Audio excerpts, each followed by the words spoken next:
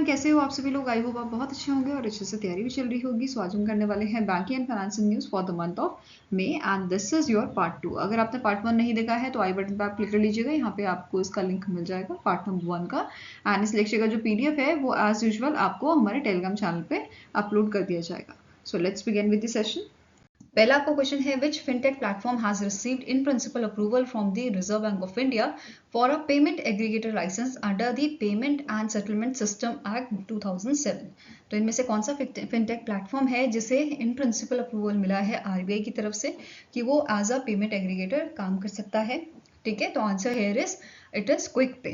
कौन सी फिनटेक आपकी कंपनी है? तो इट इज क्विक पे, जिसको रिसेंटली इन प्रिंसिपल अप्रूवल दिया गया है RBI द्वारा।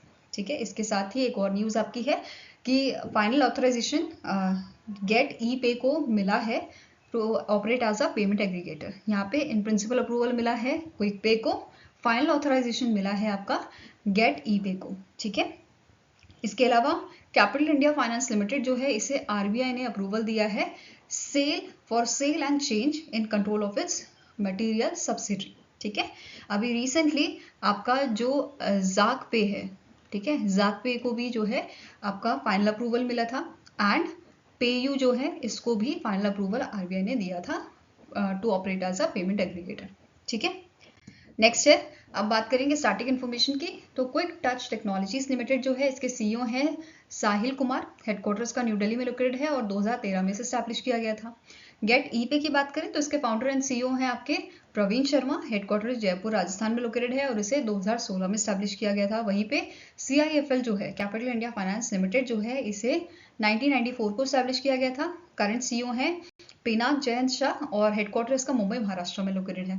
नेक्स्ट क्वेश्चन है, which organisation has India post payment Bank partnered with to broaden loan access across India?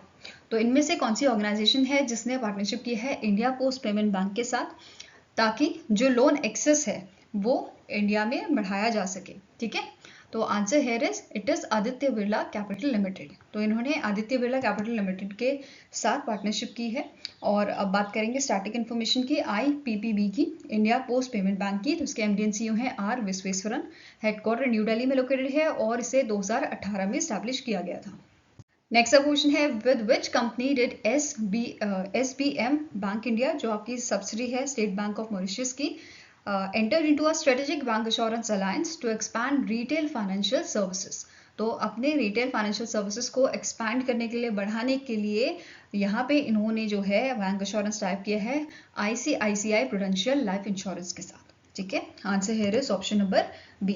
अब ICICI prudential life insurance company की बात करें तो ये जॉइंट वेंचर है ICICI बैंक का and prudential corporation holding limited का। ठीक है, MD and CEO की बात करें तो करंटली MD and CEO है अनूप बागची, चेयरमैन है संदीप और हेडक्वार्टर इसका लोकेटेड है मुंबई महाराष्ट्र में। नाउ SBM बैंक की बात करें, बैंक इंडिया की, तो MD and CEO है आशीष विजयकर और हेडक्वार्टर मुंबई महाराष्ट्र में लोकेटेड है इसका। Next is, which bank signed a MOU with the Atal Incubation Center Software Technology Parks of India Next to provide financial solution and to support early stage startups and MSMEs across India? तो इनमें से कौन सा बैंक है जिसने अभी Atal incubation centre software technology parks of India next के साथ आपका जो है MOU साइन किया है, ताकि जो स्टार्टअप्स हैं हमारे, जो MSMEs एंड जो MSMEs हैं, micro small and medium enterprises, उनको सपोर्ट प्रोवाइड किया जा सके? तो answer here is option number D, that is IndusInd bank के साथ MOU ये साइन हुआ है। Next is, after receiving approval from the Reserve Bank of India, which small finance bank was rename to Slice small finance bank? अब जो question है ये important है, तो इसको नोट डाउन कर लेना और इसे याद रखना कि रिसेंटली जो आपका north east small finance bank है, इसको रीनेम किया गया है स्लाइस स्मॉल फाइनेंस बैंक। ठीक है, अब अभी जो है बेसिकली आपका जो स्लाइस कंपनी है, ठीक है, फिनटेक स्टार्टअप स्लाइस जो था उसका मर्जर हुआ था north east small finance bank के साथ, और ये मर्जर होने के बाद अब RBI ने अप्रूवल दिया है कि वो north east small finance bank को कि ये अपना नाम स्लाइस स्मॉल फाइनेंस बैंक कर सकते हैं। ठीक है, तो answer is option number A और इसके MD and CEO कौन है? सतीश कुमार कालरा। हेडक्वार्टर गुवाहाटी असम में लोकेटेड है और इसकी शुरुआत 2011 में की गई थी। नेक्स्ट क्वेश्चन है, ICRA Limited projected India's GDP growth at -% for the Q4 of financial year 2025. तो ICRA जो आपकी रेटिंग एजेंसी है, इसने इंडिया के GDP ग्रोथ जो है प्रोजेक्ट की है Q4 ऑफ फाइनेंशियल ईयर 2025 की 6.9%। ठीक है, कितनी की है? 6.9% की है। तो answer is option number B. इसके साथ ही यहाँ पे जो फुल ईयर एस्टिमेशन दिया गया है फाइनेंशियल ईयर 2025 जीडीपी ग्रोथ का, ये 6.3% दिया गया है। वहीं पे ग्रॉस वैल्यू एडेड ग्रोथ की बात करें Q4 के लिए, ये 6.3% दी गई है। और अगर हम यहाँ पे बात करें आपके फुल ईयर फाइनेंशियल ईयर 2025 की ग्रॉस वैल्यू एडेड की, तो इसकी परसेंटेज है 6.2%, जो प्रिडिक्ट की गई थी ICRA लिमिटेड द्वारा। नेक्स्ट क्वेश्चन है, Fitch rating has increase India's potential GDP growth to -% for the next 5 year.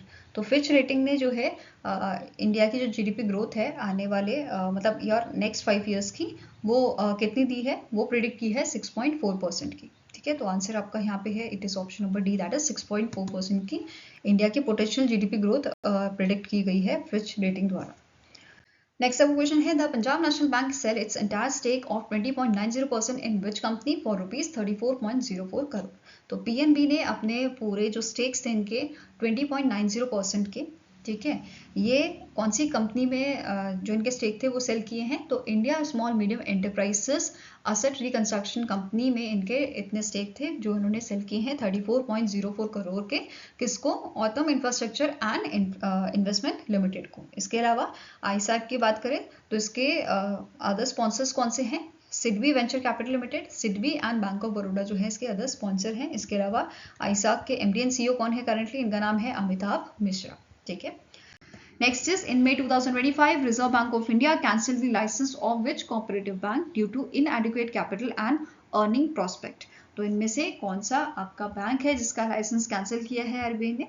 ठीक है, तो it is your HCBL corporative bank. कौन सा बैंक है? It is HCBL corporative bank, जिसका लाइसेंस आरबीआई द्वारा कैंसिल किया गया है।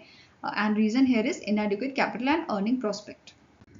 Next is, which fintech startup recently received in principle authorization from the RBI to issue prepaid payment instrument? तो PPI यहाँ पे बेसिकली इनमें से कौन सा फिनटेक स्टार्टअप है जिसे इन प्रिंसिपल अप्रूवल दिया है आरबीआई ने कि ये इशू कर सकता है PPI, that is prepaid payment instruments. तो इट इज ZigZoom। क्या नाम है इसका?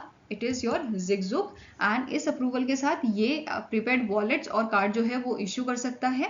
And now it is enabled the UPI payments through your third party application. ठीक है, गूगल पे, अमेजोन, इन सबसे ये पेमेंट की जा सकती है। Next is, which foreign bank recently received in principle approval from the RBI to set up a wholly owned subsidiary in India? तो इनमें से कौन सा आपका फॉरेन बैंक है जिसने सेटअप किया है होली ओन्ड सब्सिडी इंडिया में? तो it is your Emirates NBD bank. ठीक है, answer here is option number A. और यहाँ पे बेसिकली ये बैंकिंग बिजनेस तो इंडिया में कर रहा है और थ्रू इट्स ब्रांचेस जो आपकी चेन्नई, गुरुग्राम, मुंबई में लोकेटेड है। बट अभी इनको अप्रूवल मिला है किसके लिए? होली ओन सब्सिडीज ओपन करने के लिए इंडिया में। ठीक है, इसके करंट CEO हैं शेने नाल्सन, हेडक्वार्टर दुबई में लोकेटेड है और इसे 2007 में स्टैब्लिश किया गया था।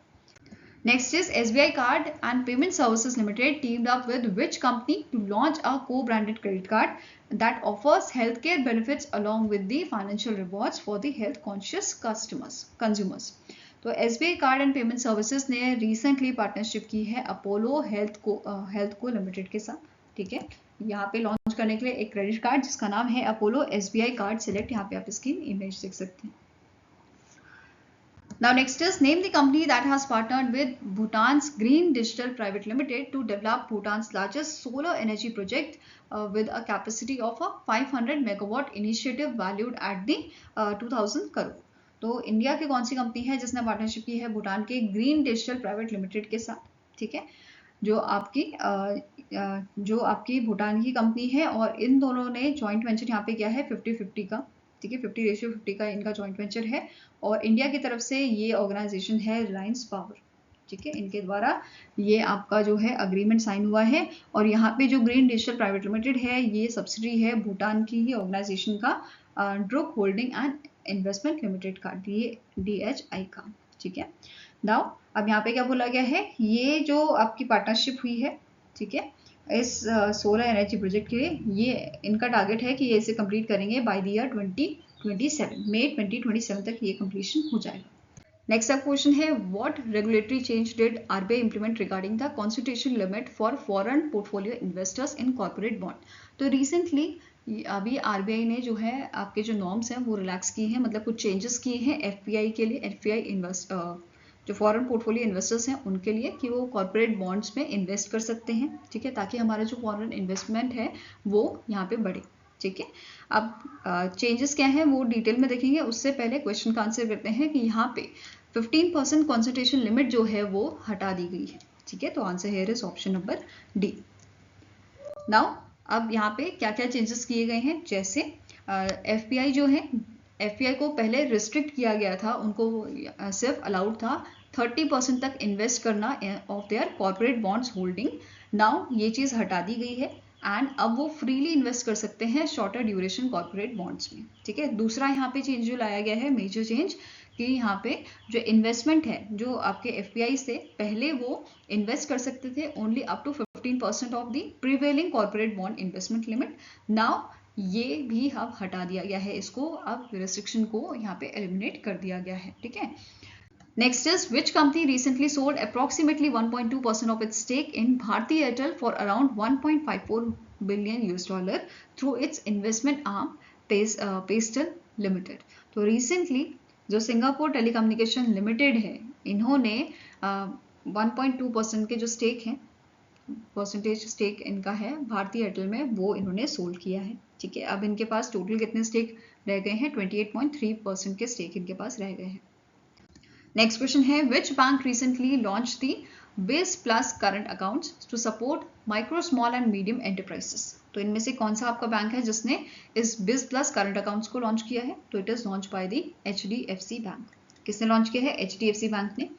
अब यहाँ पे अलग अलग टीयर इसके हैं। पहला है बिज लाइट प्लस, किसके लिए है, for business in the setup stage. दूसरा बिजनेस जो आपका ग्रोथ स्टेज में है, इसके लिए प्रो प्लस है। अल्ट्रा प्लस है एक्सपेंशन स्टेज के लिए, एंड एलीट प्लस है डाइवर्सिफिकेशन स्टेज के लिए। Next is which bank has extended the rupees 1500 crore loan to Mumbai metropolitan region development authority for slum redevelopment along the eastern express highway in Ghatkopar, Mumbai, Maharashtra. तो recently जो आपकी Mumbai metropolitan region development authority है, इनका पहला initiative है कि ये स्लम डेवलपमेंट का, मतलब इनका एम क्या है कि स्लम वाले जो लोग हैं उनको शिफ्ट करना, रिहैबिलिट करना, ठीक है, किसमें 1 BHK में, ठीक है, जो 300 स्क्वायर फीट का रहेगा, और इसमें ये इनको शिफ्ट करेंगे। अराउंड 1700 स्लम डवेलर्स जो हैं उनको यहाँ पे रिहैबिलिट किया जाएगा, ठीक है। अब इस चीज़ के लिए जो लोन है वो दिया किसने है, वो दिया है बैंक ऑफ महाराष्ट्र ने, ठीक है। किसने दिया है, bank of Maharashtra is the right answer, जिसके करंट एमडी एंड सीईओ है नीधू सक्सेना। हेडक्वार्टर है पुणे, महाराष्ट्र में, एंड इसे एस्टैब्लिश किया गया था 1935 में, ठीक है। टैगलाइन क्या है, एक परिवार एक bank. Next is which health insurance company has introduced star flexi under its flagship health plan star super. तो इनमें से कौन सी इंश्योरेंस कंपनी है जिसने स्टार फ्लेक्सी नाम का राइडर जो है, या आप बोल सकते हो जो मल्टी राइडर एड ऑन है, वो ऐड किया है या वो इंट्रोड्यूस किया है इनके सुपर स्टार प्लान में। अब सुपर स्टार यहाँ पे यूज हो रहा है, दैट मीन्स कौन सी आपकी ऑर्गेनाइजेशन होगी, it is star health and allied insurance company, ठीक है। इनके द्वारा ये आपका एड ऑन जो है आपका लाया गया है, ठीक है। अब इसमें भी 3 वेरिएंट आपके आ जाते हैं। पहला वेरिएंट है एसेंशियल, ये आपका है फर्स्ट टाइम बायर्स के लिए, स्पेशली टियर 2 और टियर 3 टाउन्स के लिए ये है, जिसमें आपका कवरेज जो है वो 5 लाख से स्टार्ट होगा, ठीक है। दूसरा है प्रिफर्ड, ये आपका अर्बन फैमिलीज और प्रोफेशनल्स के लिए है, जहाँ पे ये अनलिमिटेड, जैसे आपका air ambulance, unlimited room rent जो है, ये सब चीज़ें यहाँ पे प्रोवाइड करेगा, और इसका जो कवरेज है ये आपका अप टू 5 लाख तक का होगा, ठीक है। नाउ नेक्स्ट है सिक्योर्ड, ये एक्सपीरियंस कस्टमर्स के लिए है, और यहाँ पे भी जो कवरेज है वो आपका अप टू 5 लाख तक का होगा, ठीक है। नाउ अब इसके एमडी एंड सीईओ की बात करें तो इस ऑर्गेनाइजेशन के एमडी एंड सीईओ है मिस्टर आनंद रॉय। हेडक्वार्टर इसका चेन्नई, तमिलनाडु में लोकेटेड है। इसके अलावा एक और पॉइंट जो आपको नोट करना है, ऑन विमेंस डे, ठीक है, विमेंस डे कब मनाया जाता है, 8 मार्च को, 8 मार्च को, और विमेंस डे के ओकेजन पे इन्होंने एक आपका विमेन हेल्थ इनिशिएटिव लॉन्च किया था शी तारा नाम से, ठीक है। किस चीज़ के लिए? ये basically free and accessible health care services जो है ये इसने प्रोवाइड की थी तमिलनाडु में, ठीक है, across the Tamil Nadu. Next question है, who were recently appointed as a managing director of a Life Insurance Corporation of India effective from 1 June 2025। तो रिसेंटली हमारे जो दिनेश पंत हैं, ठीक है, जो अभी एज अ एक्चुअली काम कर रहे हैं LIC में, एंड रत्नाकर पटनायक, इन दोनों को अभी MD जो है वो अनाउंस किया गया है, अपॉइंट किया गया है, और इनका टेन्योर 1 जून 2025 से स्टार्ट होगा, ठीक है। दिनेश पंत जो है ये रिप्लेस करेंगे जगन्नाथ मुकोवली को, एंड रत्नाकर पटनायक जो है ये रिप्लेस करेंगे तबलेश पांडे को, ठीक है। अब रत्नाकर जी जो हैं इनका टेन्योर आपका 31 मार्च 2028 तक रहेगा। वहीं पे दिनेश पंत जो है इनका 31 मई 2027 तक टेन्योर रहेगा, ठीक है। नेक्स्ट अब क्वेश्चन है, which organisation has been recognised by RBI as a self regulatory organisation in financial market. तो अब फाइनेंशियल मार्केट का SRO रिकॉग्नाइज किया गया है, ठीक है। कौन रिकॉग्नाइज किया गया है? It is FIMMDA। और इस पे डिटेल पे जाने से पहले एक चीज नोट कर लेते हैं सेल्फ रेगुलेटरी ऑर्गेनाइजेशन के बारे में, कि ये ऑर्गेनाइजेशन का काम क्या होता है, कि ये किसी, जैसे फाइनेंशियल मार्केट की यहाँ पे बात कर रही है कि फाइनेंशियल मार्केट का SRO ये बनाया गया है, तो एक तरह से फाइनेंशियल मार्केट का ये मॉनिटर है जो इनकी जो भी बात रखनी होगी वो रेगुलेटरी बॉडीज को रखेगा, ठीक है। सारे ही, जैसे कोई क्लास होती है, ठीक है, क्लास का मॉनिटर होता है, क्लास के बच्चों को कोई प्रॉब्लम आती है तो वो मॉनिटर को बताते हैं, मॉनिटर जाके क्लास टीचर को बताता है। ऐसे ही SRO का यहाँ पे काम है। SRO आपके फाइनेंशियल मार्केट के, मतलब जो भी आपके ऑर्गेनाइजेशंस होंगे उनके बिहाफ पे RBI से भी इन सबसे बात करेगा, रेगुलेटरी ऑर्गेनाइजेशन से बात करेगा, ठीक है। अब यहाँ पे एक चीज कि SRO का फ्रेमवर्क लाया कब गया था? तो ये पिछले साल लाया गया था, अगस्त के महीने में, अगस्त 2024 में लाया गया था। एंड SRO एक आपकी नॉन गवर्नमेंटल ऑर्गेनाइजेशन होती है, नॉन प्रॉफिट ऑर्गेनाइजेशन, जिसकी नेटवर्थ आपकी कितनी होनी चाहिए? ₹10 करोड़ की होनी चाहिए। ये सब कंडीशंस यहाँ पे SRO की थी, ठीक है। अब यहाँ पे आंसर क्या है? It is option number B, that is FIMMDA को सेल्फ रेगुलेटरी ऑर्गेनाइजेशन बनाया गया है फाइनेंशियल मार्केट का, ठीक है। इसका फुल फॉर्म है fixed income money market and derivatives association of India. और ये जो ऑर्गेनाइजेशन है इसका काम क्या रहता है? ये रेगुलेट करता है मनी मार्केट को, ठीक है, ये रेगुलेट करता है शॉर्ट टर्म मार्केट को, और ये रेगुलेट करता है डेरिवेटिव मार्केट को। तो मतलब इन सब चीज़ों को ये रेगुलेट करता है, साथ में इन्वेस्टमेंट जो है वो भी ये लॉन्च करता है, ठीक है। अब FIMMDA जो है इसकी शुरुआत 1998 में की गई थी और इसके चेयरमैन करंटली हैं रवि रंजन, ओके।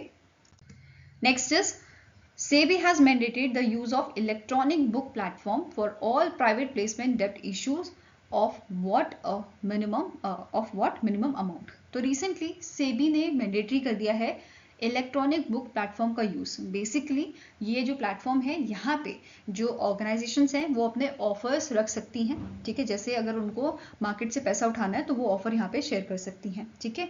अब इसके लिए लिमिट क्या रखी गई है, कंडीशन क्या है कि जो मिनिमम आपका अमाउंट है वो 20 करोड़ होना चाहिए। 20 crore and more is the right answer आपका, ठीक है। कि ऐसी कंपनीज जिनका जो मिनिमम अमाउंट 20 करोड़ होगा या उससे ज़्यादा होगा उनको इलेक्ट्रॉनिक बुक प्लेटफॉर्म में अपने ऑफर जो है वो शेयर करने होंगे। ये मैंडेटरी किया है सेबी ने। और ये जो लिमिट है वो पहले आपकी 50 करोड़ थी, ठीक है। अभी ये 20 करोड़ है, पहले 50 करोड़ थी, फाइन। अब यहाँ पे आप बोलोगे किस कंपनीज की हम बात कर रहे हैं? ऐसी कंपनीज जिसके जो इन्वेस्टर हैं वो सेलेक्टिव होते हैं या जिसने अपने जो शेयर्स हैं, बेसिकली जो FPOs हैं वो रिलीज नहीं किए होते हैं, ठीक है। तो ऐसी कंपनीज की यहाँ पे बात हो रही है। अब यहाँ पे ये फ्रेमवर्क मैंडेटरी किसके लिए है? प्राइवेट प्लेसमेंट ऑफ डेब्ट सिक्योरिटीज।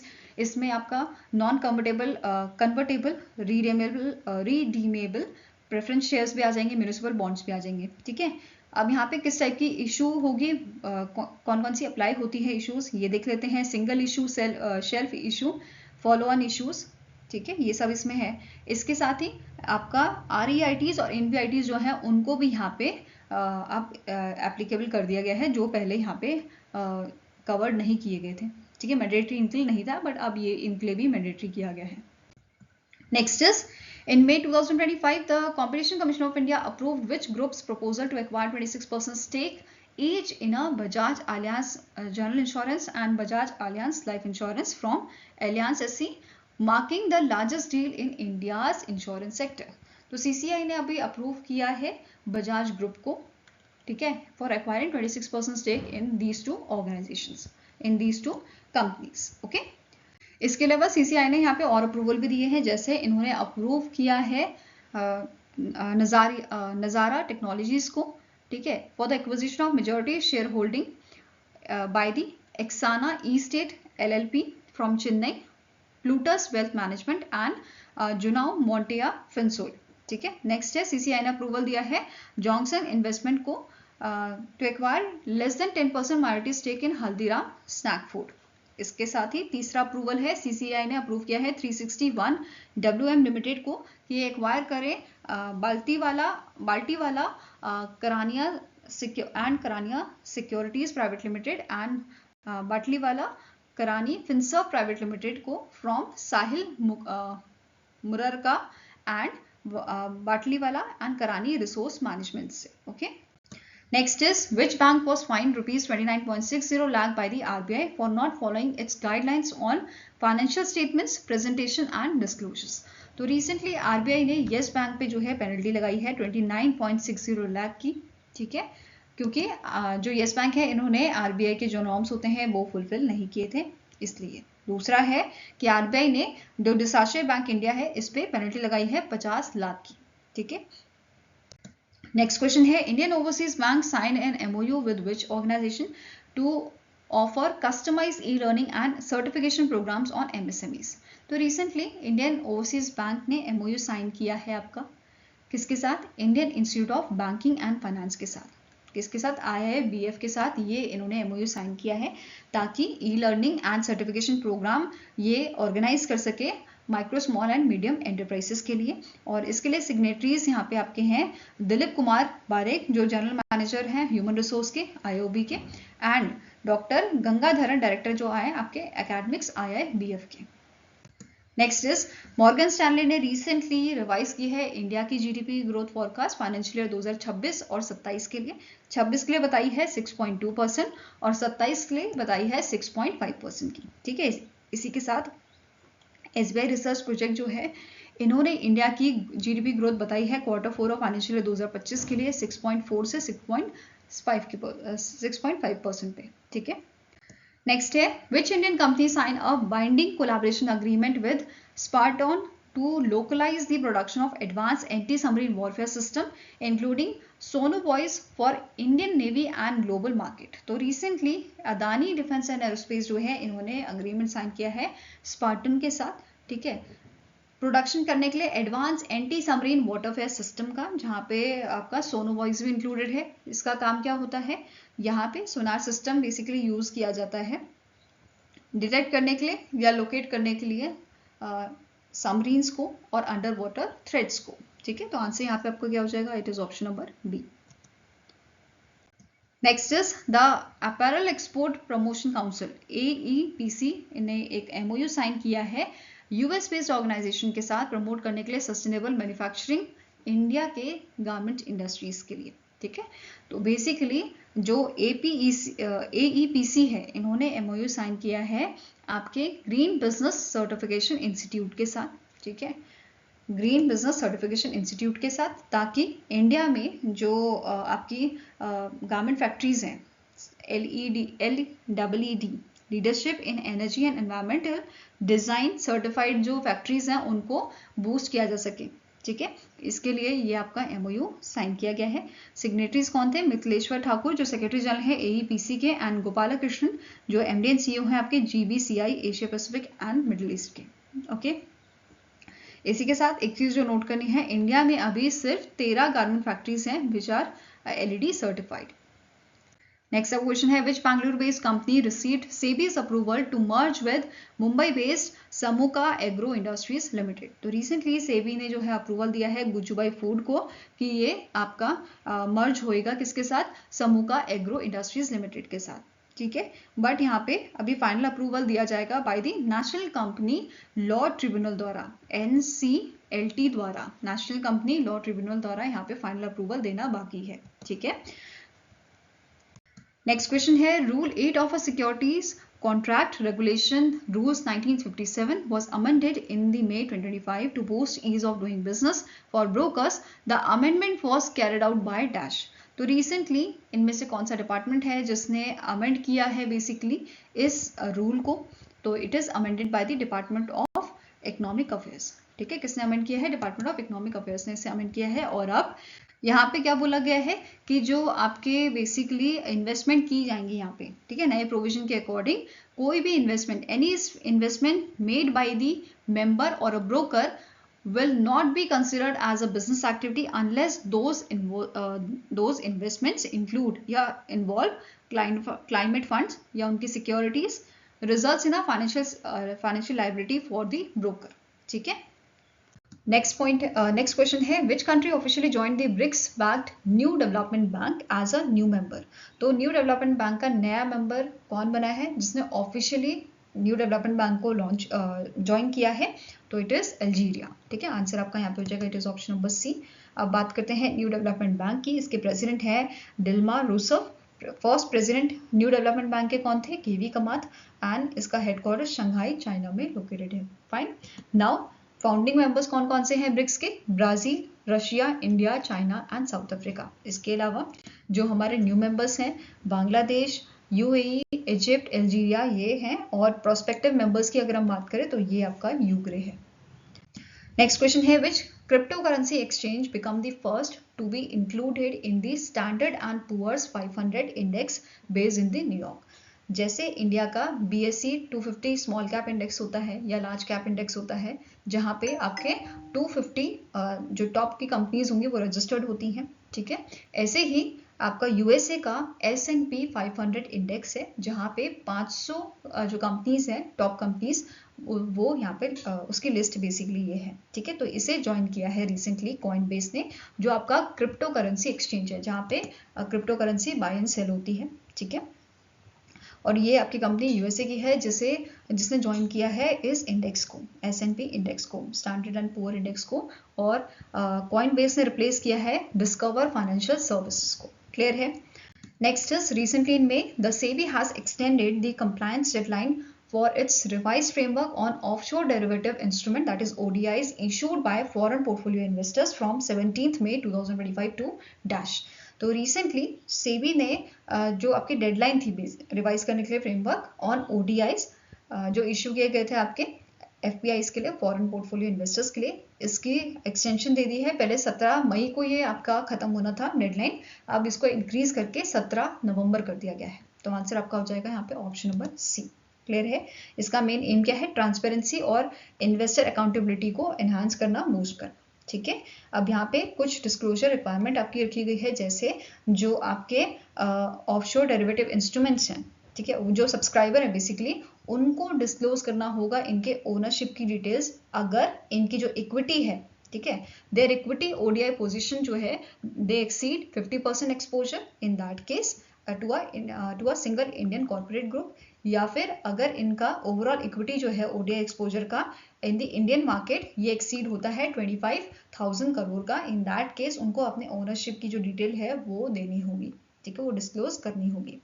नेक्स्ट क्वेश्चन है, according to the Reserve Bank of India's latest monthly bulletin, how much did non resident Indian deposits in Indian banks increased in the financial year 2025, marking the 11-year high? तो recently RBI ने एक data launch किया है, monthly bulletin यहाँ पे latest launch की गई है, जिसमें बताया गया है जो NRI डिपॉजिट है आपका इंडियन बैंक्स में, ये पहुंच गया है 16.16 बिलियन $। ये पहुंच गया है 16.16 billion $। And as of March 2025 जो टोटल आउटस्टैंडिंग NRI डिपॉजिट जो है था हमारा, वो था 164.7 बिलियन का। ठीक है, अब 3 अकाउंट्स जो हैं ये आपके होते हैं जिसमें NRIs अपना पैसा रखते हैं। पहला है आपका foreign currency non resident deposit. ऐसा अकाउंट ये आपका इंडियन बैंक का अकाउंट होता है, जहाँ पे NRI पर्सन FD के फॉर्म में पैसा जो है वो मेंटेन करता है। ठीक है, यहाँ पे क्या हो रहा है, जो आपका पैसा आ रहा है, जैसे ये पर्सन है, इसने इंडिया के जो बैंक है इसमें पैसे भेजे हैं। ये किस में भेज रहा है? ये डॉलर में भेज रहा है, बट यहाँ पे जो पैसा मेंटेन होगा एफडी की फॉर्म में वो होगा आपका रुपीज में। ठीक है, तो इसमें एफडी के फॉर्म में पैसा रखा जाता है और डेटा आरबीआई के डेटा के अकॉर्डिंग यहाँ पे जो इनफ्लो है आपका वो 4.7 बिलियन यूएस डॉलर बढ़ा है फाइनेंशियल 2025 में। ठीक है, दूसरा आ जाता है नॉन रेजिडेंट ऑर्डिनरी अकाउंट। अब इस अकाउंट में क्या होता है कि हमारी जो इंडिया की मतलब एनआरआई पर्सन है उसकी जो इंडिया में इनकम होती है वो इंडियन बैंक्स में ये रखता है। ठीक है, किस फॉर्म में होती है? ये आपकी अगेन रुपीज में ये मेंटेन की जाती है।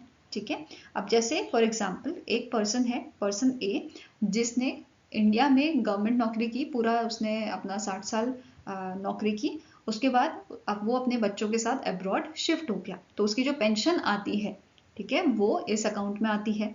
या उसका कोई बिजनेस है इंडिया में, वो उससे रिलेटेड जो भी बेनिफिट आता है वो इस अकाउंट में आता है। ठीक है, तो ये होता है आपका NRO account, non resident ordinary account. अब इसमें ऑर्डिनरी यहाँ पे एक वर्ड है। ठीक है, ऑर्डिनरी वर्ड है, मतलब इसकी जो सुख सुविधाएं होती है वो ऑर्डिनरी अकाउंट की तरह ही होती हैं, बट यहाँ पे जो टैक्स होता है, ठीक है, NRO अकाउंट में जो टैक्स होता है वो ज़्यादा आपका लगता है। ठीक है, और साथ में ही यहाँ पे अगर आपको विड्रॉ करवाना है पैसा, इन दैट केस आपकी लिमिट होती है 1 मिलियन यूएस डॉलर की, कितना ही आप यहाँ पे जो है विड्रॉल करा सकते हो। ठीक है, वहीं पे जो आपका foreign currency non resident bank account है, ये वाले में आपका टैक्स जो है आपका नहीं लगता है। ठीक है, टैक्स एग्जेम्प्ट होता है यहाँ पे।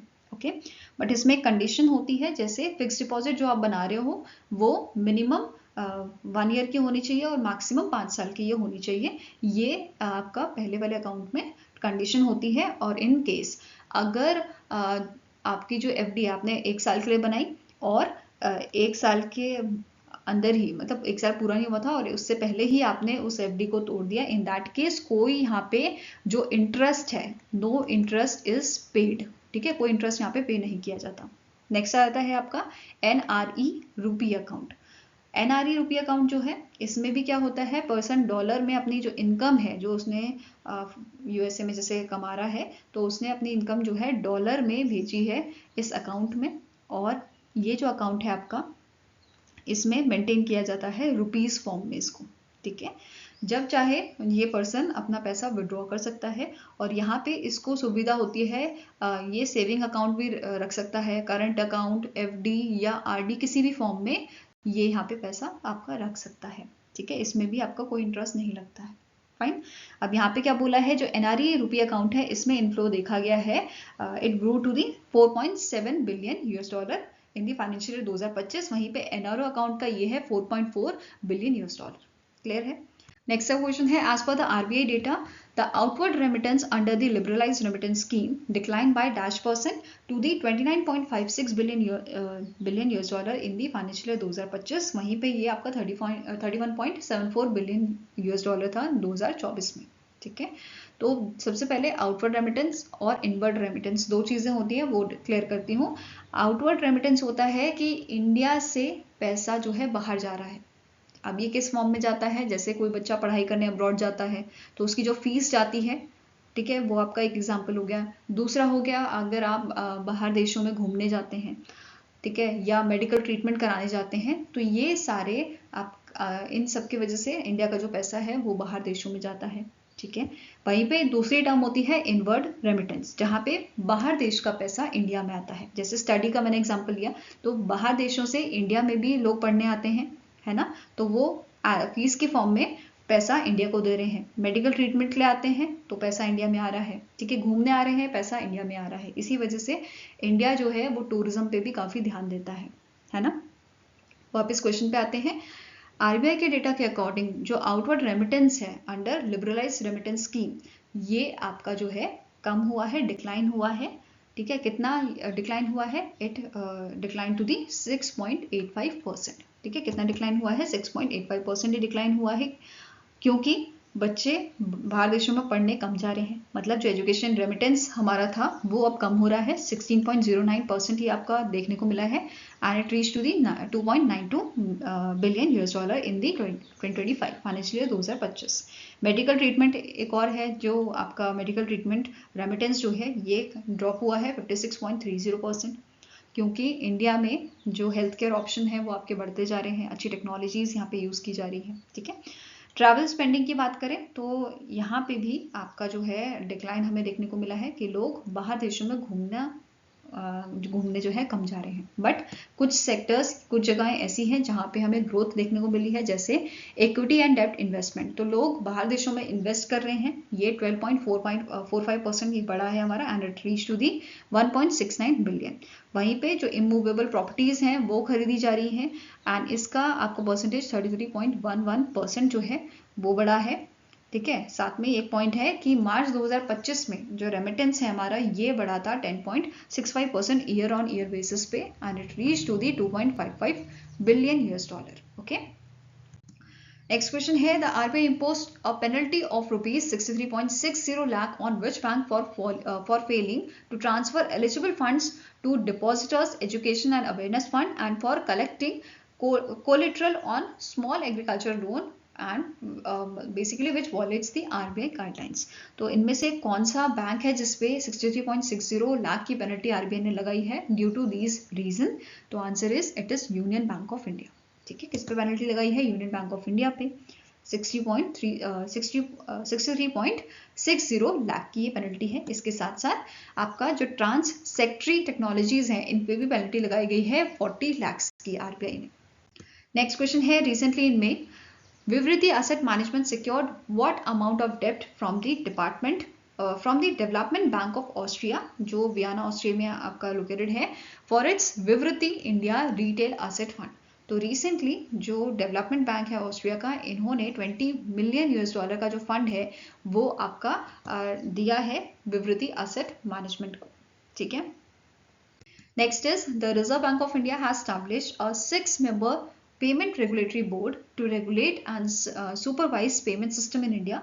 Who will head this newly established board? तो आरबीआई द्वारा 6-member पेमेंट रेगुलेटरी बोर्ड बनाया गया है, स्टैब्लिश किया गया है, जिसके हेड आपके होंगे आरबीआई गवर्नर, जो करंटली कौन है? संजय मल्होत्रा। ठीक है, अब यहाँ पे जो नया बोर्ड है ये रिप्लेस करेगा board for regulation and supervision of payment and settlement system को, जिसमें आपके 5 मेंबर थे। अभी 6 मेंबर का बना है, पहले ये 5 मेंबर थे। कौन कौन से? आरबीआई गवर्नर, दूसरे आपके डेप्यूटी गवर्नर्स होते थे, देन तीसरा आपका होता था 3 डायरेक्टर्स यहाँ पे होते थे from the central board of RBI. ठीक है, अभी यहाँ पे 6 मेंबर हैं। कौन कौन से हैं? चेयरपर्सन जो आरबीआई गवर्नर होंगे, मेंबर्स यहाँ पे आपके बाकी रहेंगे डेप्यूटी गवर्नर, ठीक है, दूसरे आरबीआई नॉमिनेटेड ऑफिसर यहाँ पे रहेंगे, और तीसरा आपका पॉइंट है कि 3 सेंट्रल गवर्नमेंट नॉमिनीज यहाँ पे आपके होंगे। ठीक है, और यहाँ पे जो इनको मीटिंग करनी होगी वो साल में 2 बार करनी होगी, तो ये चीज यहाँ पे मैंडेटरी की गई है।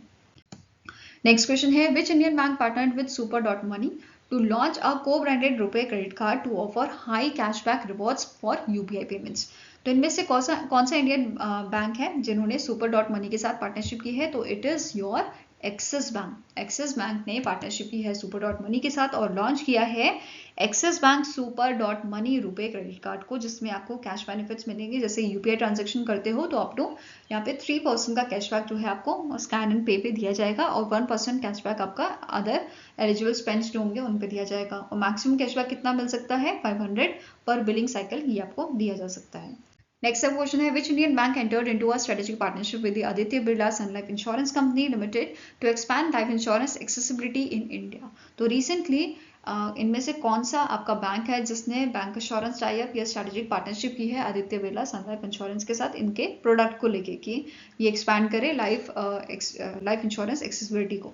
तो answer is option number E, that is Equitas small finance bank. ठीक है, अब इक्विटास के एमडी एंड सीईओ कौन है?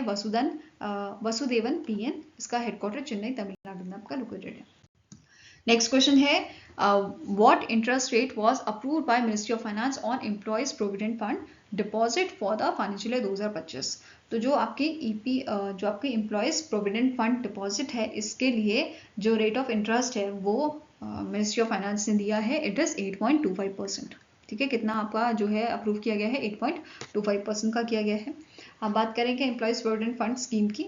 ये आपकी एक ऐसी स्कीम है जो आपके ऑर्गेनाइज सेक्टर के एम्प्लॉयज़ हैं, ठीक है, उनके लिए मैंडेटरी रिटायरमेंट सेविंग स्कीम है, जिसमें एम्प्लॉयर और एम्प्लॉय दोनों कंट्रीब्यूट करते हैं 12% का अपनी बेसिक सैलरी एंड डीए का। ठीक है, ये चीज़ ध्यान में रखनी है। साथ में ही ये यहाँ पे जो इंटरेस्ट हमें मिलता है वो टैक्स फ्री होता है अप टू 5 लाख। ठीक है, up to 5 lakh per annum जो है ये आपका टैक्स फ्री रहता है। साथ में ही यहाँ पे पार्शियल विड्रॉल्स कुछ कंडीशंस में आपका अलाउड किया जाता है, जैसे मेडिकल नीड होगी या फिर होम लोन होगा इन दैट केसेस। ओके, अब बात करें ईपीएफओ की, तो इसके current central provident fund commissioner है रमेश कृष्णमूर्ति, हेडक्वार्टर है न्यू दिल्ली में, स्टैब्लिश किया गया था 1952 में। Next is in May 2025 Kotak Mahindra bank ने इंट्रोड्यूस किया है नया chapter of its flagship digital banking platform dash, जिसका नाम है Kotak 811 with a campaign celebrating seamless intuitive and full service experience for its customer. तो आंसर यहाँ पे क्या हो जाएगा, it is option number B, Kotak 811 इसका नाम है। ठीक है, अब ये जो प्लेटफॉर्म है ये हमें सर्विसेज डिफरेंट टाइप की प्रोवाइड करता है, जिसमें आपका यूपीआई पेमेंट्स इंक्लूडेड है, एफडी, म्यूचुअल फंड, इन्वेस्टमेंट, ये सब यहाँ पे आपका शामिल है। ठीक है, अब केबीएल जो है आपका कोटक महिंद्रा बैंक जो है ये 3 टाइप के 811 डिजिटल सेविंग अकाउंट जो है आपको प्रोवाइड करता है। पहला है कोटक 811 डिजिटल सेविंग अकाउंट, जिसमें कोई आपका यहाँ पे मिनिमम बैलेंस रिक्वायरमेंट नहीं है। दूसरा है Kotak 811 as service as saving account, जिसमें आपको 10,000 पर मंथ का यहाँ पे मेंटेनेंस आपको करना होगा, मतलब मेंटेन करना होगा 10,000 पर month as a minimum balance. ठीक है, इसके अलावा तीसरा आपका आ जाता है कोटक 811 सुपर सेविंग अकाउंट, यहाँ पे आपको 0 मिनिमम बैलेंस मेंटेन करना है। ठीक है, मतलब जरूरी नहीं है कि आप यहाँ पे बैलेंस मेंटेन करें। Next is, which Indian company has signed a MOU with a port of Rotterdam Authority to build a green energy supply chain linking India and Northwestern Europe? तो इनमें से कौन सी इंडिया की कंपनी है जिसने MOU sign किया है port of Rotterdam authority के साथ? तो इट इज AM ग्रीन। ठीक है, क्या नाम है इसका, AM green is the right answer. और यहाँ पे जो पार्टनरशिप हुई है इसका मेन एम क्या है कि जो एनुअल ट्रेड है 1 million tons of green fuels का, ठीक है, ये हो जिसमें green ammonia and sustainable aviation fuel शामिल है, which is valued at the $1 billion. साथ में ही बोला गया है इट इज एक्सपेक्टेड कि इसका जो प्रोडक्शन है वो आपका जो है स्टार्ट होएगा काकीनाडा आंध्र प्रदेश में in the second half of 2026 with a total cost of 12,500 crore. Next आपका क्वेश्चन है, how much surplus did the central board of directors of RBI approved to transfer to the Government of India for the financial year 2025? तो financial year 2025 में कितना surplus amount जो है वो RBI ने दिया है गवर्नमेंट ऑफ इंडिया को? तो इट इज 2.69 ट्रिलियन। ठीक है, कितना अमाउंट दिया है, 2.69 ट्रिलियन ये अमाउंट दिया गया है आपका गवर्नमेंट ऑफ इंडिया को, which is 27% higher than the financial year 2024। So basically आपका सरप्लस भेजने से पहले एक मीटिंग होती है, 615th मीटिंग आपकी हुई थी मुंबई में सेंट्रल बोर्ड ऑफ डायरेक्टर्स की, ठीक है, ऑफ RBI। एंड इस मीटिंग में डिसाइड किया जाता है कि कितना अमाउंट हम रिजर्व में रखेंगे अपना, ताकि इमरजेंसी की सिचुएशन में हम उसे यूज कर पाएं, और कितना अमाउंट हम जो है सरप्लस अमाउंट जो है आपके गवर्नमेंट को देंगे। तो ये सब चीज़ें इस मीटिंग में डिसाइड आपकी होती हैं, और ये मीटिंग आपकी कराई गई थी under the chairmanship of RBI governor Sanjay Malhotra ji. ठीक है, इस मीटिंग में एक पॉइंट जो है वो इम्पोर्टेंट है कि जो कंटिजेंसी रिस्क बफर जो है, जिसको मैं बोल रही हूँ रिजर्व, ठीक है, वो इस बार उसकी परसेंटेज जो है वो बढ़ाई गई है, ये कर दिया गया है 7.50%। पहले ये कितना मेंटेन किया जाता था, 5.5% से लेके 6.5% पे, बट अब इसको इस मीटिंग में जो है आपका इंक्रीज किया गया है CRB को। ठीक है, ये नोट करना है। एंड यहाँ पे अगर हम बात करें कि कितना अमाउंट जो है गवर्नमेंट ऑफ इंडिया ने एस्टिमेशन मतलब एस्टिमेट दिया था कि इतना अमाउंट हमें जो है RBI सरप्लस अमाउंट हमें भेजेगा या देगा, तो वो इन्होंने एस्टिमेशन दिया था यूनियन बजट में 2.56 ट्रिलियन का, और RBI ने इससे ज़्यादा अमाउंट ही इनको भेजा है। ठीक है, नेक्स्ट आपका क्वेश्चन है, as per the Niti Aayog report title designing a policy for medium enterprises, what is the contribution of MSME sector to India's GDP. तो नीति आयोग की रिपोर्ट के अकॉर्डिंग जो एमएसएमई सेक्टर है वो कंट्रीब्यूट करता है 29% इन द इंडियाज जीडीपी। ठीक है, तो आंसर आपका यहाँ पे हो जाएगा, it is option number C, that is 29% is the right answer. इसके अलावा इकोनॉमिक कंट्रीब्यूशन की बात करें तो it is MSME sector accounts for 40% of India's export, और एम्प्लॉयज की अगर बात करें तो ओवर 60% वर्कफोर्स को ये आपका जो है एम्प्लॉय करता है, एम्प्लॉयमेंट प्रोवाइड करता है। ठीक है, कंपोजिशन की बात करें एमएसएमई सेक्टर की तो इसमें से माइक्रो एंटरप्राइजेस 97% है, स्मॉल एंटरप्राइजेस हैं 2.7% और 0.3% आपके मीडियम एंटरप्राइजेस हैं। ओके, नेक्स्ट आपका क्वेश्चन है, according to the Allianz global insurance report 2025 at what annual growth rate in is India's life insurance market projected to grow between 2025 and 2035। तो 10 साल का बेसिकली यहाँ पे बात की जा रही है। तो इंडिया का जो लाइफ इंश्योरेंस मार्केट है ये प्रोजेक्ट किया गया है कि ये ग्रो करेगा 10.5%। ठीक है, ग्लोबली जो ग्लोबल मार्केट है इंश्योरेंस का वो 5% ग्रो करेगा, बट इंडिया का यहाँ पे फास्टेस्ट ग्रोथ देखी गई है आने वाले 10 सालों में 2025 से 2035 के बीच में, and it shows the growth of 10.5%, ऐसा प्रिडिक्ट किया गया है। इस रिपोर्ट के अकॉर्डिंग इंडिया का जो आपका इंडिया जो है ये आने वाले टाइम में second largest life insurance market बनेगा एशिया में, सरपासिंग जापान। और फर्स्ट नंबर पे कौन सा है, फर्स्ट नंबर पे आपका चाइना है। ठीक है, ग्लोबली भी चाइना जो है लीड कर रहा है आपका प्रीमियम ग्रोथ में, एंड इट इज एक्सपेक्टेड कि ये 7.8% जो है ग्रो करेगा। इसका कंपाउंड एनुअल ग्रोथ रेट जो है वो 7.8% बताया जा रहा है, and it is followed by the north America and Europe.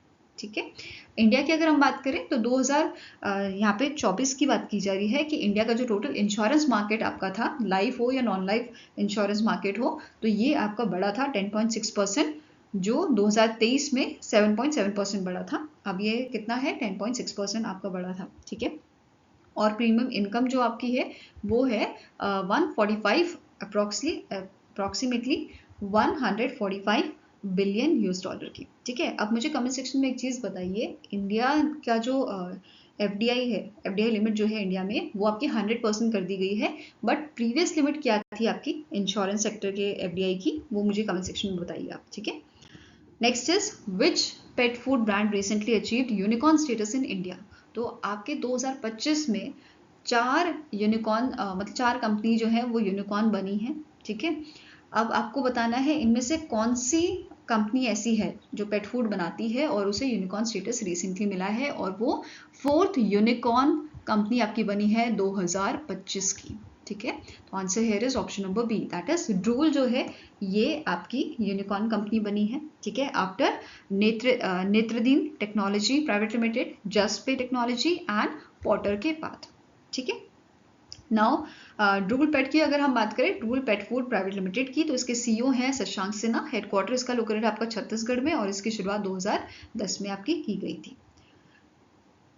Next is according to the ministry of commerce and industry, what was the provisional foreign direct investment inflow recorded by the India in the financial year 2025। तो ministry of commerce and industry की अगर बात करें तो इनके data के according India का जो एफडीआई इनफ्लो है फाइनेंशियल ईयर 2025 का, वो आपका रहा था 81.04 बिलियन यूएस डॉलर का। ठीक है, answer here is option number D. वहीं पे कुछ अदर पॉइंट्स की बात करें, यहाँ पे बात की गई है कि इंडिया का जो इनफ्लो है प्रीवियस 11 ईयर्स में, मतलब फाइनेंशियल ईयर 2014 से आपका फाइनेंशियल ईयर 2025 के बीच की बात यहाँ पे की जा रही है कि जो इनफ्लो है वो इंडिया का आपका बड़ा है, 143% ये आपका बड़ा है, and it reach to the 748.78 billion US dollar.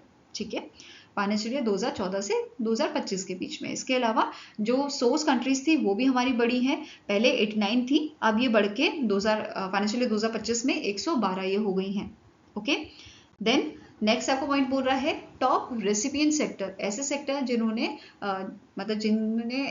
FDI investment जो है अट्रैक्ट किए सबसे ज़्यादा, तो ये है 19% सर्विस सेक्टर का। ठीक है, followed by computer software and hardware 16% and trading का आपका है 8%। ठीक है, नाउ लीडिंग एफडीआई डेस्टिनेशन आपकी अगर हम स्टेट वाइज बात करें तो सबसे ज़्यादा एफडीआई डेस्टिनेशन एफडीआई इन्वेस्टमेंट जो है वो की गई है महाराष्ट्र में with a share of 39% of total FDI equity inflow, followed by Karnataka 13% and Delhi with a 12%। ठीक है, अब FDI सोर्स कंट्रीज की बात करें तो सबसे ज़्यादा आपका रहा है सिंगापुर, मॉरिशस एंड USA। ये टॉप 3 आपके सोर्स कंट्रीज थे फाइनेंशियल ईयर 2025 के।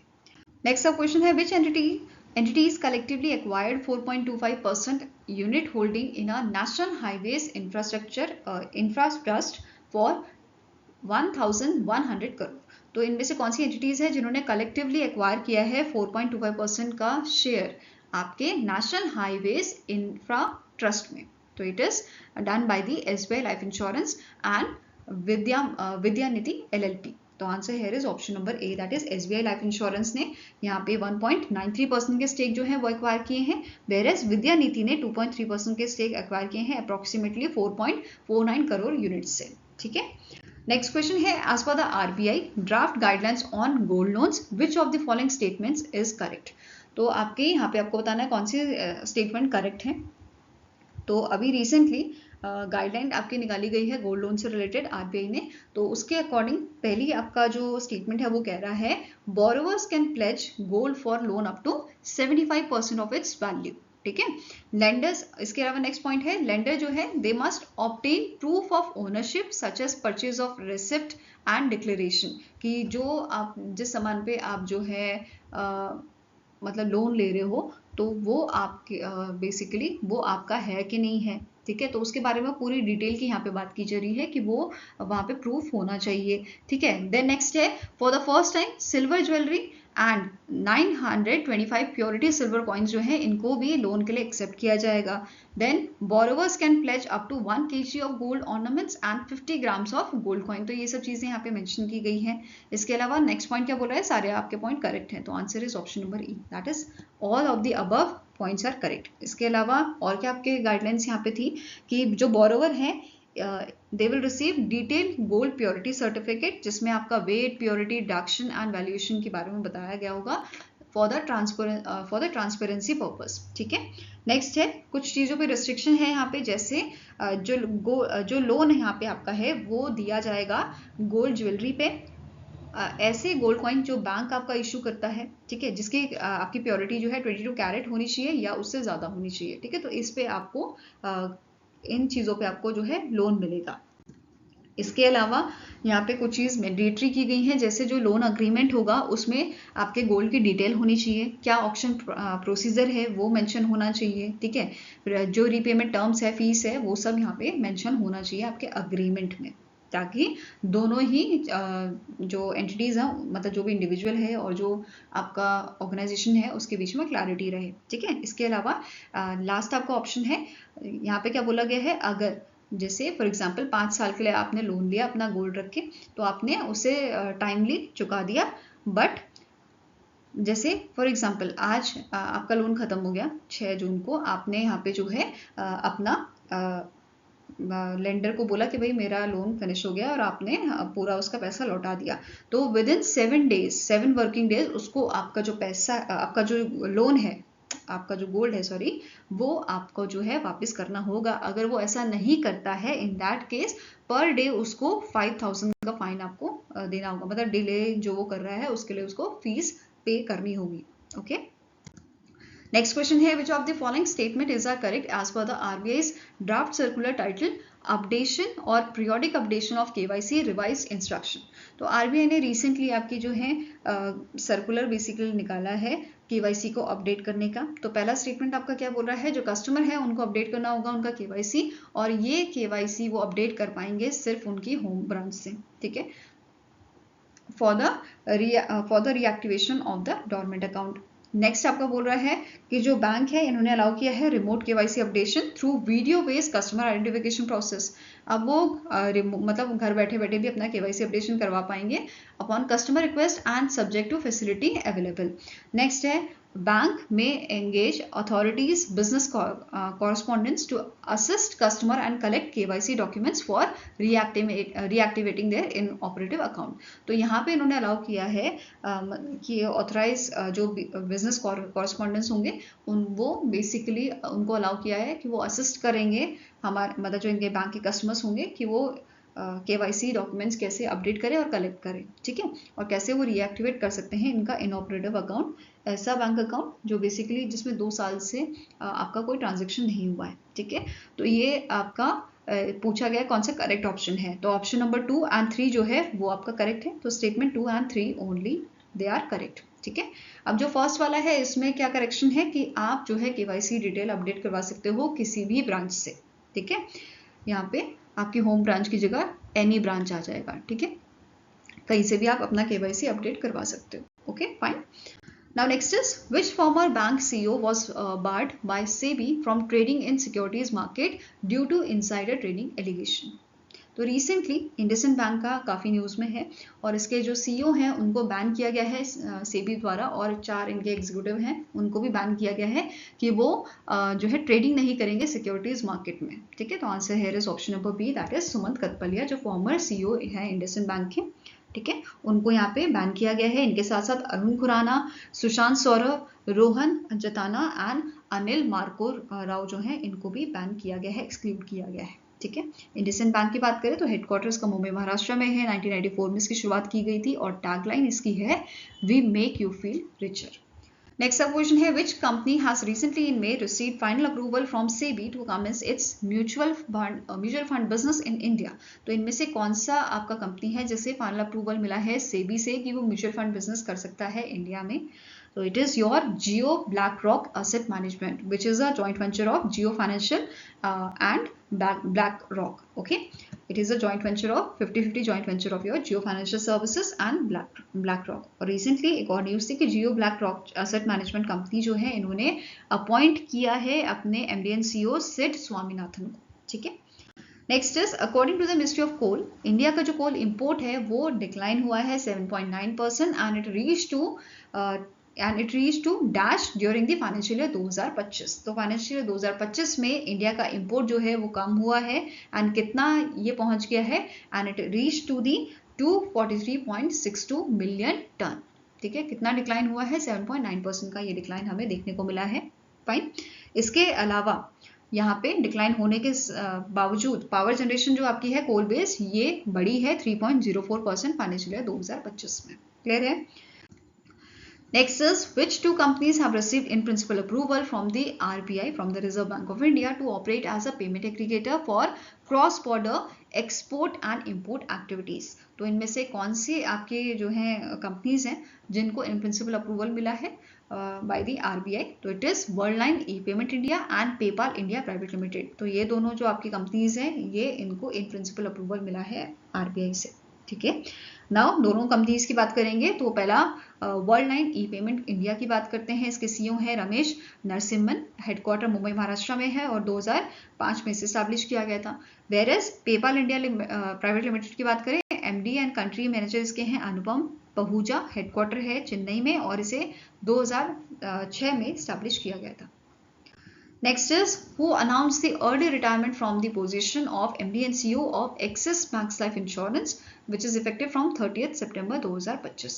तो recently जो आपके प्रशांत त्रिपाठी हैं जो MD and CEO सर्व कर रहे हैं एक्सिस मैक्स लाइफ इंश्योरेंस का, इन्होंने अपना अर्ली रिटायरमेंट अनाउंस किया है, ठीक है। इनका जो टेन्योर था वो 2028 तक था, बट उन्होंने रिसेंटली 30 सितंबर 2025 की डेट दी है कि ये यहाँ तक सर्व करेंगे, ठीक है। एक्सिस मैक्स लाइफ इंश्योरेंस की बात करें तो इसका जो है ये एक जॉइंट वेंचर है एक्सिस बैंक और मैक्स फाइनेंशियल सर्विसेज का, फाइन। नेक्स्ट क्वेश्चन है, which Indian credit score builder platform partnered with SBM bank India to launch fixed deposit backed credit card for the first time borrower? तो इनमें से कौन सी आपकी company है जिन्होंने SBM बैंक इंडिया के साथ पार्टनरशिप की है लॉन्च करने के लिए FD बैक्ड क्रेडिट कार्ड? तो इट इज ZET कंपनी जो है इसने पार्टनरशिप की है और इस क्रेडिट कार्ड का नाम रखा गया है SBM Z credit card and it is powered by RuPay network, okay. अब जो क्रेडिट कार्ड है यहाँ पे क्या बोला गया है कि आप क्रेडिट कार्ड इशू करवा सकते हो फिक्स डिपॉजिट पे एंड इसकी शुरुआत आप कर सकते हो 5,000 रुपये से। तो मिनिमम जो डिपॉजिट है it starts from the 5,000 rupees और यहाँ पे 7% का इंटरेस्ट आपको पर एनम दिया जाएगा एंड एज यूजुअल 5 लाख का जो आपका इंश्योर्ड होता है DICGC का वो भी यहाँ पे आपका है, ठीक है। Next is, according to the global rating agency Crisil limited, what is India's projected GDP growth for the financial year 2026, तो फाइनेंशियल ईयर 2026 के लिए प्रोजेक्शन यहाँ पे दी गई है 6.5% की, ठीक है। इंडिया की जीडीपी ग्रो करेगी 6.5% फाइनेंशियल ईयर 2026 में, ऐसा क्रिसिल जो है एजेंसी क्रिसिल लिमिटेड ने हमें कहा है, ठीक है, बताया है। अब नेक्स्ट सब क्वेश्चन है, which airline sign a MOU with the Bangalore international airport limited to set up an MRO maintenance repair and overall facility Kempegowda international airport में with the investment of 1100 crore. तो रिसेंटली इंडिगो ने जो है ये agreement sign किया है, ये MOU साइन किया है बैंगलोर इंटरनेशनल एयरपोर्ट के साथ, ताकि ये सेटअप करे MRO facility Kempegowda international airport पे, ठीक है, with an investment of 1100 crore. Fine. अब ये एग्रीमेंट के तहत जो बैंगलोर इंटरनेशनल एयरपोर्ट है ये एलोकेट करेगा 31 एकड़ का, अप्रोक्सीमेटली 31 एकड़ का लैंड इंडिगो को for the development of this MRO facility. And इसी के साथ आपको नोट करना है, इंडिगो जो है करंटली ऑपरेट कर रहा है इसकी MRO फैसिलिटीज दिल्ली और बेंगलुरु में। नाउ इससे रिलेटेड एक और न्यूज है, इंडिगो ने रिसेंटली अपॉइंट किए हैं Vikram Singh Mehta as its new chairman of its board, and इन्होंने रिप्लेस किसे किया है, वेंकटरमणी सुमंत्रन जो है, इनको इन्होंने रिप्लेस किया है। नेक्स्ट सब क्वेश्चन है, who has been appointed as a CEO of a finance industry development council, जिसे 2004 में जो है एस्टैब्लिश किया गया है and it is registered with the RBI। तो रिसेंटली FIDC के नए CEO अपॉइंट किए गए हैं जिनका नाम है रमन अग्रवाल। क्या नाम है इनका, Raman Agarwal is the right answer. और अगर हम बात करें इन शख्स की, तो इन्होंने सर्व किया है as a chairman of national council of NBFC and member of managing committee at the ASCOP। Okay, next question है, which company has partnered with Khan bank from Mongolia to modernise its core digital banking platform. तो यहाँ पे जो आपका Khan bank है, Khan bank from Mongolia, इन्होंने इनका basically जो डिजिटल बैंकिंग प्लेटफॉर्म है उसको मॉडर्नाइज करने के लिए, उसको और ज़्यादा अच्छा करने के लिए पार्टनरशिप की गई है TCS के साथ, ठीक है। तो टाटा कंसल्टेंसी सर्विसेज ने, इंडिया की ऑर्गेनाइजेशन ने पार्टनरशिप किया है आपका खान बैंक के साथ। क्लियर है।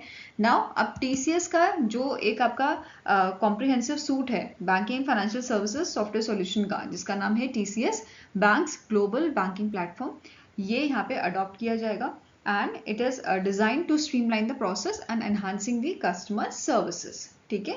तो बेसिकली जो ये आपका सॉफ्टवेयर है, ये जो आपका सूट है, ये डिज़ाइन किया गया है रिटेल बैंक और फाइनेंशियल इंस्टीट्यूशन के लिए, और यहाँ पे जो खान बैंक है फ्रॉम मंगोलिया, ठीक है, मंगोलिया का जो खान बैंक है ये इसे अडॉप्ट करेगा।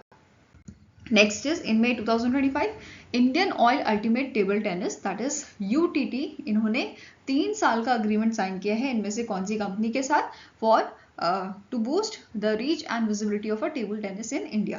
तो 3 साल का agreement Indian Oil ultimate table tennis ने किया है जियो स्टार के साथ, ठीक है।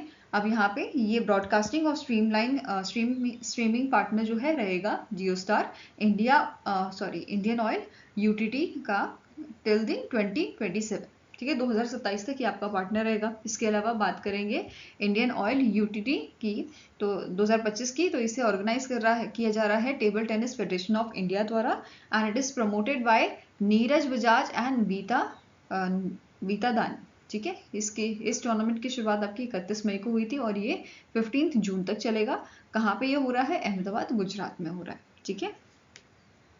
नेक्स्ट क्वेश्चन है, IDBI bank has sold its entire -% stake in Pondicherry Industrial Promotion Development and Investment Corporation Limited for rupees 18.83 crore to the government of Pondicherry। तो recently IDBI bank ने अपने 21.14% के जो स्टेक हैं, जिसका वर्थ आपका है 18.83 करोड़ का, ये इन्होंने अपने सारे जो स्टेक हैं उनको सेल कर दिया है, ठीक है। नाउ IDBI बैंक की अगर बात करें, इसका हेडक्वार्टर मुंबई महाराष्ट्र में है। MD एंड CEO करंटली है राकेश शर्मा और इसे 1964 में स्टैब्लिश किया गया था। Next is Encash has launch the Encash payment gateway, first of its kind payment solution design specifically for which segment of business in India.